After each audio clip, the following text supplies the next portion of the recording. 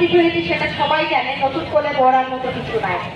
আমরা আসলে দিন দিন হতাশ হয়ে যাচ্ছি যে ব্যারিস্টার সুমন ভাইয়ের মতো একজন মানুষকে, তিনি একজন এমপি, যিনি একজন জনদরদী, যিনি সর্বসময় মানুষের কথা চিন্তা করে যান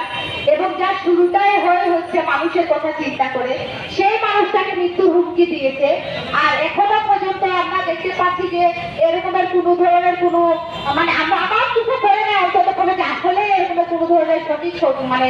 তদন্ত করা হয়েছে বলে। যদি আসলে সঠিক তদন্ত করা হতো, ভাই একজন এমপি মানুষকে মৃত্যুর হুমকি দিয়েছে, সেই মানুষগুলোকে যদি